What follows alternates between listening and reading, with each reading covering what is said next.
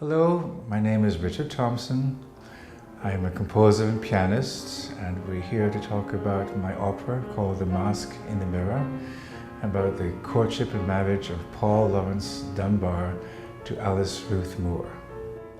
Paul Laurence Dunbar is historically important as he was the first successful African-American poet, and his work and career provided an inspiration to later generations, especially the writers of the 20s during the era known as the Harlem Renaissance.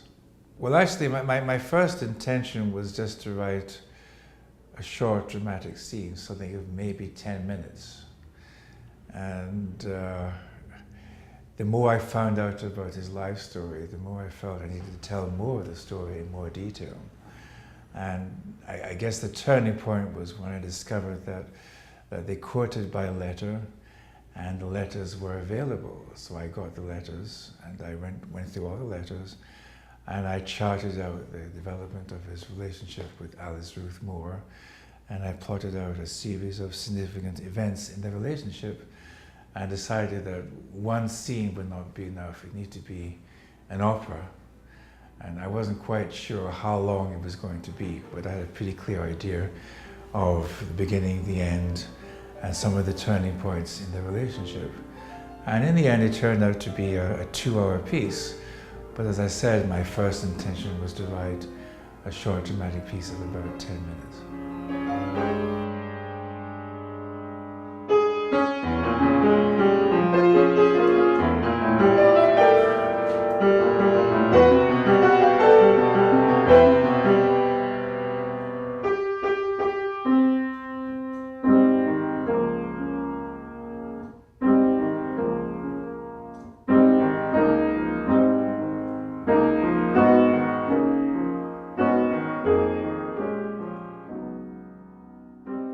The books I read about Dunbar were slightly sketchy about all his history, but I realized it was an amazing rags to riches story.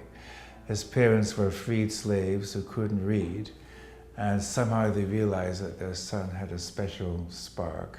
He grew up in Dayton, Ohio, so they made sure he went to a pretty good school.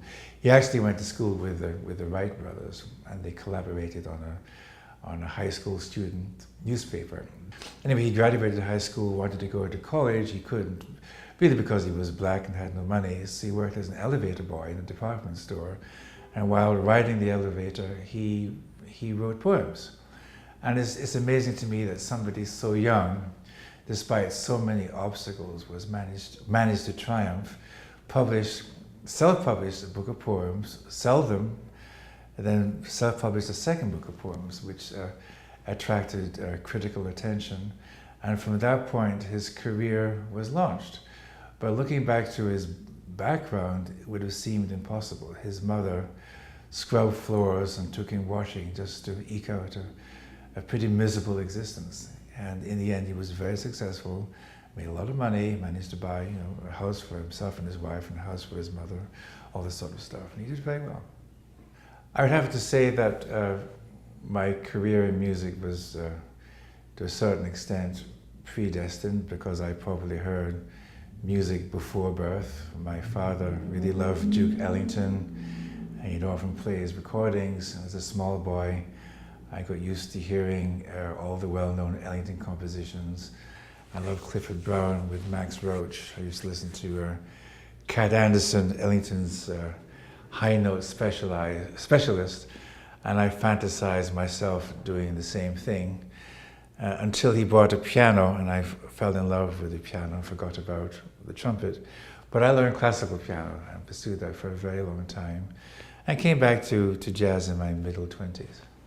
I really fell into composing without realizing. As a small boy, I started writing some pieces, which I loved doing, but I didn't have enough knowledge to do very much. And I forgot about that because I was always busy practicing. But when I discovered jazz, I started writing jazz pieces, and pretty soon I realized I had a distinctive voice for doing that. I guess for me the turning point was when I decided to fuse all the different musical elements in my background to find this what technically is called a third stream style that marries jazz and classical music. I started off writing some piano preludes, really as an experiment to see what would happen, and I liked the results, and I haven't stopped since. I have many inspirations as a composer. There's a long list of classical composers and jazz musicians, but when I think of people who have inspired me particularly, one of my biggest heroes as a composer is Beethoven, but of course I don't try to write like him, but more directly Brahms, Ravel, Debussy, Bartók, Michael Tippett. In the jazz world, I'd have to say John Coltrane, Herbie Hancock, McCoy Tyner. So I have an unusual combination of people. I draw different elements from all that music, and they're all very much a part of me. And hopefully in my music, one hears the total complex of those inspirations as opposed to separate elements put together.